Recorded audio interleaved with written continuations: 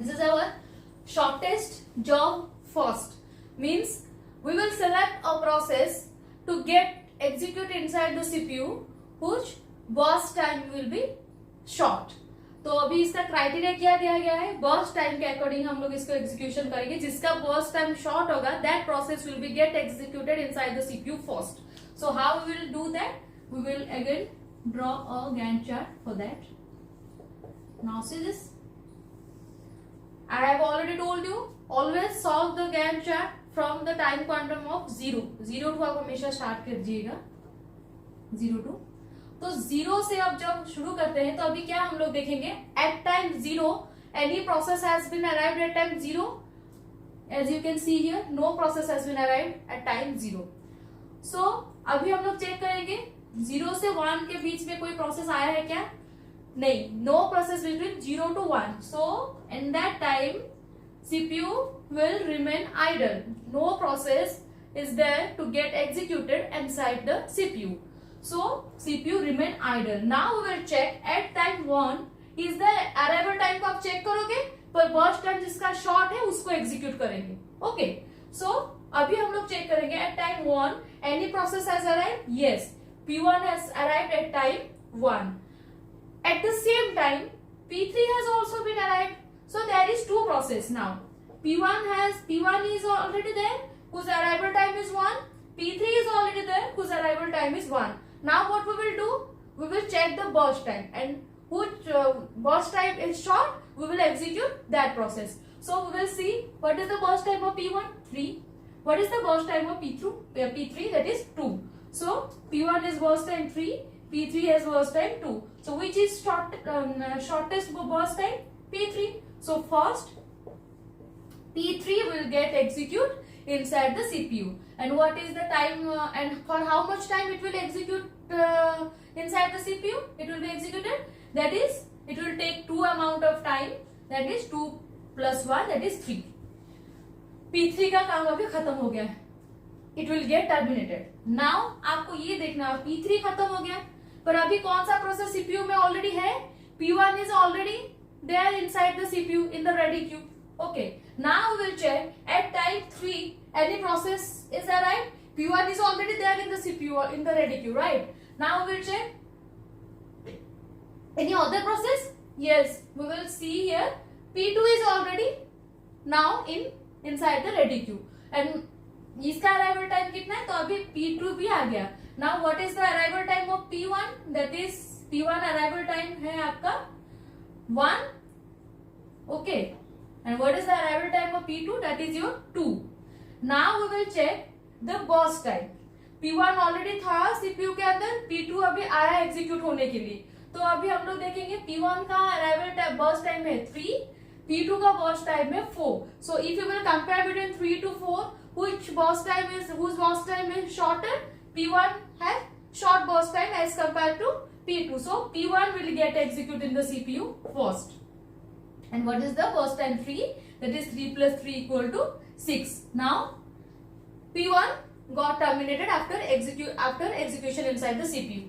Okay, P1 का काम खत्म हो गया. अभी CPU में कौन है रेडी क्यू में? P2 ऑलरेडी आपके रेडी क्यू में है. Okay. Now we'll check at time 6 any process has been there at time 6. Yes, 4 P4 already arrived while P2 is already in ready queue. P1 execution complete हो गया, P2 ready queue में है, फिर अभी P4 आ गया because 3 से 6 के बीच में ही P4 आया होगा because इसका अराइवल टाइम कितना है 4. Now we will check. तो चलो अभी P4 को यहाँ पे लाते हैं, तो कौन सा P2 का अभी है, तो आप तो अभी चेक करेंगे P2 और P4 के बीच में. P2 का बर्स्ट टाइम कितना है, 4 है, isn't it? And what is the burst time of P4? That is 4. Now you will get a dilemma कि कैसे, अभी तो इसका भी बर्स्ट टाइम 4 हो गया, इसका भी बर्स्ट टाइम 4 हो गया. अभी शॉर्टेस्ट जॉब फर्स्ट का क्राइटेरिया क्या था, जिसका बर्स्ट टाइम शॉर्ट है उसी के अकॉर्डिंग हम लोग एग्जीक्यूट करेंगे प्रोसेस को. इफ अभी ये देखिए here in this case both the burst time has same. Now what we will do, you will check the process arrival time. Now you will check if the burst time, just keep it in your mind, जब burst time आपका same हो जाएगा आप उस time process को switch करोगे, process के arrival time को चेक करोगे. P2 का अराइवल टाइम अभी कितना है 2, P4 का अराइवल टाइम कितना है 4. So obviously P2 is shorter than 4. So P2 will be get executed first inside the CPU. Now, and what is the burst time of P2? That is 4. 6 plus 4 equal to 10. Finally, no processor there. P2 got terminated. Now P4. At last, all the 3 processes get completed. P4 is there, so you need not to calculate anymore. P4, according to the burst time, it will execute. That is 10 plus 4 equal to 14. So now this chat got completed, and here what is the time quantum, maximum time quantum? At time 14, all the process P1, P2, P3, P4 get executed. Now what is the, we will calculate completion time first. As I have already told you, while you will calculate completion time, you will check the right hand side subscript of Gantt chart. So what is the completion time of P1? That is 6. What is the completion time of P2? That is 10. What is the completion time of P3? That is 3. And what is the completion time of P4? That is your 14. Alright. Next is your turnaround time. And what is the formula of turnaround time? Completion time minus arrival time. So let's do it now. Completion time of P1 6, arrival time is 1. So 6 minus 1 equal to 5. Completion time is 10.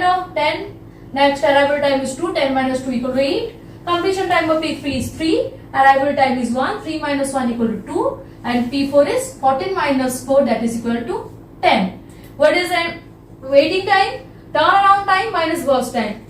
You have got your turnaround time, that is your 5 of P1 minus burst time 3. 5 minus 3 equal to 2. 8 minus 4, that is equal to 4. 2 minus 2, that is equal to 0. And 10 minus 4, that is equal to 6.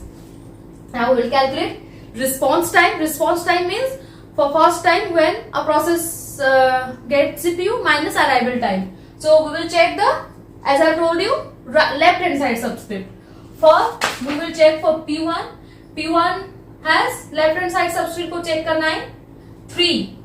Okay, arrival time what? 1. So 3 minus 1, that is equal to 2. Next is your, for P2 we will check left hand side subscript, right? 6 minus arrival time 2, that is 6 minus 2 equal to 4. Next is your P3.